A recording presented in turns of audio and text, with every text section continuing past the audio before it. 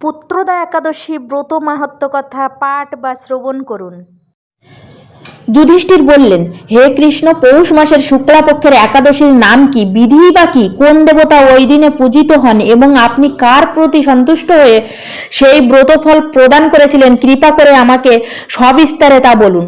শ্রীকৃষ্ণ বললেন, হে মহারাজ, এই একাদশী পুত্রদা নামে প্রসিদ্ধ। সর্বপাপ বিনাশিনী ও কামদা এই একাদশীর অধিষ্ঠাত্র দেবতা হলেন সিদ্ধিদাতা নারায়ণ। ত্রিলোকে এর মতো শ্রেষ্ঠ ব্রত নেই। এই ব্রতকারীকে নারায়ণ বিদ্বান ও যশস্বী করে তোলেন। এখন আমার কাছে ব্রতের মাহাত্ম্য শ্রবণ করুন। ভদ্রাবতী পুরীতে সুকেতুমান নামে এক রাজা ছিলেন। তার রানী নাম ছিল শৈব্যা।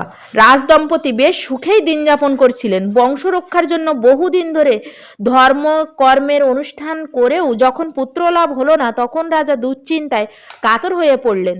তাই সকল ঐশ্বর্যবান হয়েও পুত্রহীন রাজার মনে কোনো সুখ ছিল না। তিনি ভাবতেন, পুত্রহীনের জন্ম বৃথা ও গৃহশূন্য।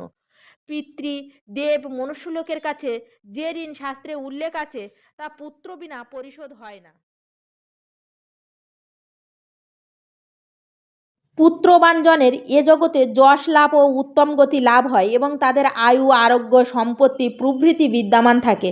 নানা দুশ্চিন্তাগ্রস্ত রাজা আত্মহত্যা করবেন বলে স্থির করলেন, কিন্তু পরে বিচার করে দেখলেন আত্মহত্যা মহাপাপ। এর ফলে কেবল দেহের বিনাশ মাত্র হবে, কিন্তু আমার পুত্রহীনতা তো দূর হবে না।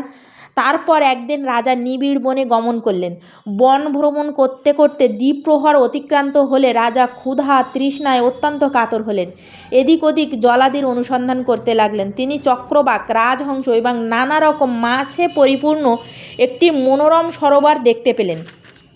সরোবরের কাছে মুনিদের একটি আশ্রম ছিল। তিনি সেখানে উপস্থিত হলেন। সরোবরের তীরে মুনিগণ বেদ পাঠ করছিলেন। মুনিবৃন্দের শ্রীচরণে তিনি দণ্ডবত প্রণাম করলেন। মুনিগণ রাজাকে বললেন, হে মহারাজ, আমরা আপনার প্রতি প্রসন্ন হয়েছি। আপনার কি প্রার্থনা বলুন। রাজা বললেন, আপনারা কে এবং কি জন্যই বা এখানে সমবেত হয়েছেন। মুনিগণ বললেন, হে মহারাজ, আমরা বিশ্বদেব নামে প্রসিদ্ধ এই সরোবরে স্নান করতে এসেছি। আজ থেকে 5 দিন পরেই মাঘ মাস আরম্ভ হবে। আজ পুত্রদা একাদশী তিথি। পুত্র দান করে বলেই এই একাদশীর নাম পুত্রদা।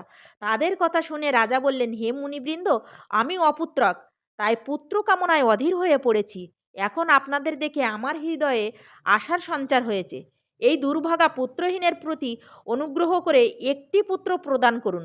মুনিগণ বললেন, হে মহারাজ, আজ সেই পুত্রদা একাদশী তিথি, তাই এখনই আপনি এই ব্রত পালন করুন। ভগবান শ্রী কেশবের অনুগ্রহে অবশ্যই আপনার পুত্র লাভ হবে। মুনিদের কথা শোনার পর যথাবিধানে রাজা কেবল ফলমূলাদি আহার করে সেই ব্রত অনুষ্ঠান করলেন। দ্বাদশীর দিনে উপযুক্ত সময়ে শস্যাদি সহযোগে পালন করলেন। মুনিদের প্রণাম নিবেদন করে নিজ গৃহে ফিরে এলেন। ব্রত প্রভাবে রাজার যথাসময়ে একটি তেজস্বী পুত্র লাভ হলো। হে মহারাজ, এই ব্রত সকলেরই পালন করা কর্তব্য। মানব কল্যাণ কামনায় আপনার কাছে আমি এই ব্রত বর্ণনা করলাম। নিষ্ঠা সহকারে যারা এই পুত্রদা একাদশী ব্রত পালন করবে, তারা পুত নামক নরক থেকে পরিত্রাণ লাভ করবে। আর এই ব্রত কথা শ্রবণ কীর্তনে অগ্নিষ্টম যজ্ঞের ফল পাওয়া যায়। ব্রহ্মাণ্ড পুরাণে এই মাহাত্ম্য বর্ণনা করা হয়েছে। এই ছিল পুত্রদা একাদশী ব্রত মাহাত্ম্য কথা। তো কেমন লাগলো অবশ্যই আমাকে কমেন্টসে জানাতে ভুলবেন না। যদি ভালো লাগে চ্যানেলটিকে সাবস্ক্রাইব করবেন। রাধে রাধে, জয় শ্রীকৃষ্ণ।